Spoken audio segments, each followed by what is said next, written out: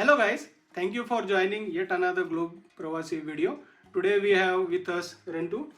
He will share his journey to Germany. So welcome Rantu to Globe Pravasi. Thank you for giving some time to us. Thank you, Shailendra, for having me. So Rantu, what made you choose Germany? Well, Germany was not my first priority. Canada was my first priority, though I was in Europe and I was doing my master degree in Latvia, which is a small European country. Oh, okay. So I was doing my master degree at the same time I was doing job in Accenture. So at the later time, I was finding job, and I was open for every place, like for Europe, for Canada as well. And then I found one job in Germany. So I got an offer from German employer and I accepted it. Okay, and then when I came here and I found like so many benefits are here, and it surprised me. Like I didn't know before such kind of like all these services Germany has. Okay. Like you can have work-life balance, then you can have good education, which is totally free. Education is really good. Yeah, and medical services also is very quick here. Within a 5 minute, you can have an emergency ambulance in your doorstep, right? Yeah. And moreover, that you can have like a good salary. It depends on your skill, though. Yeah. Okay. So Rantu, how did you search the job and applied for the job? Because you were already in Latvia, so was it easy for you to apply a job, or how did you apply a job? Okay, to be honest, I didn't found any consultancy or I didn't contact to anyone. Oh, that's nice. Yeah, to search for the job, but I found myself LinkedIn is the best place for all the professional guys, right? Yeah. So I was into LinkedIn and I was just searching for a job in LinkedIn. So I applied through all the job, and for the German job also, I applied by LinkedIn. So that's the platform I got. Okay. Yeah, it's interesting that now German employers are also getting open up and they are accepting the job applicants from outside from Germany. That's really interesting. Yeah, correct. Yeah. So, Rantu, any key things you would like to share, like negotiations? How did you talk with HR and that kind of stuff? Well, to be honest, it's based on the person. But for my case, I can share with you like the thing is I didn't negotiate anything, to be honest. Yeah.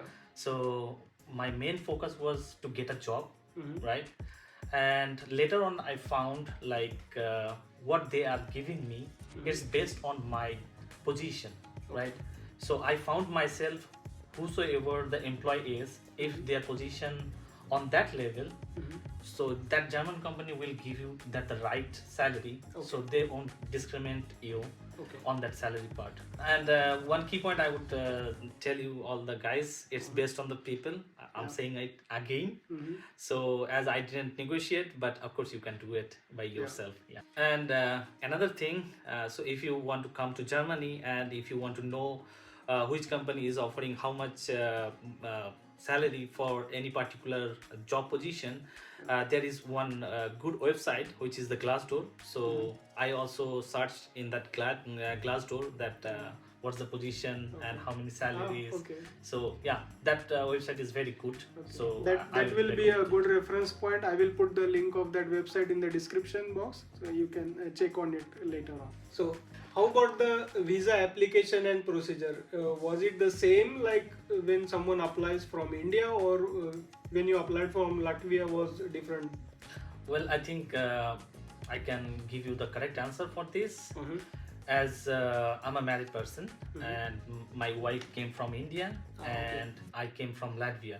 So this was two different like visa procedure, but the documentation I hope all the same in every country. But for me, when I was coming from Latvia, so it was like visa procedure almost very easy because I was within Europe. Exactly. That's the key point. So I went to German embassy and they gave me one piece of paper where it was written all the documents, checklist what is needed from my side. And there was the main point was like my contract letter, which is the offer letter from my German employer. and most important thing that they were sponsoring me. So Okay. yeah, So the visa sponsorship exactly. proof. Yeah. So for that proof, they asked for the sponsorship later. So my employer gave me, Okay. and I just gave them, and within a 1 week they just gave me my visa. Oh, okay. Yeah. So you got directly work visa or blue card, or which visa did you got? Well, I got the temporary visa first. For the 90 days. Yeah, for the 90 days, and later when I applied over here, then I got blue card Okay. based on my merit and my salary. So like you said, you came from Latvia and your wife came from India. So what was the scenario at that time?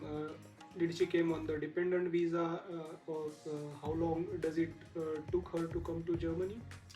Well, when I came to Germany on June 2022, right, and I took like 6 months for settlement over here, and then I applied for my wife as a dependent visa, right. Yeah. So I submitted all the documents from here. So I have sent it all the documents to my wife, and she applied in VFS. Okay. And after like almost 2 to 3 months, she got one call from VFS or German embassy maybe, and they just asked for her name and some details about all the personal information, and personally they asked for that marriage certificate.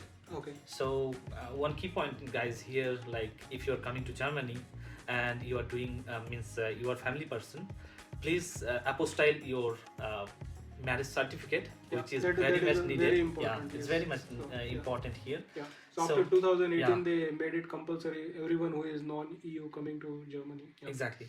So for my case, I knew that. I got that information from that's nice. Globe Provacy personally. Thank you so much. So it was you, Shailendra. So I got that information from you.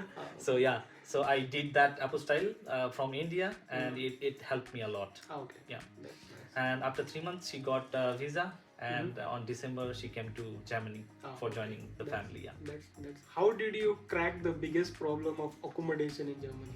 Oh my God, it's a good question and the tough question, I would say. Yeah. So from my German employer, I got a consultant for searching for the accommodation, right? So he was also helping me for searching accommodation. At the same time, parallelly, I was searching in internet as well. Okay. Yeah, unfortunately, I got one message from my apartment owner, Okay. and I just passed that information to my consultant. Okay. So you still found apartment on your own? By my own. Okay. And That's but nice. yeah, the contact point was then swiped between my consultant and my owner, apartment owner, and they just talked, and easily I got that apartment contractual paper. Yeah. So did you got a relocation amount from your employer? Yes, I got relocation amount as well from my German employer. Was there any standard, or did you negotiate it? No, it was the standard procedure for all the employee, and that amount is the certain amount which is for every employee. It's the Okay, same. it's fixed. So It was fixed. anyone German employer, if someone is hiring outside Europe or within Europe, they have a fixed amount as a relocation they give you. It depends. It depends. It depends on the company. But as my company was really good for that all such kind of services, so they were giving me first 6 month accommodation fee, and for relocation amount, everything was just covered on within that amount. Yeah. Really nice. So Rantu, any recommendations or tips you would like to give the audience so that they need to be careful about it? Yeah, of course. The first tip I would like to give you guys, which is about the paperwork.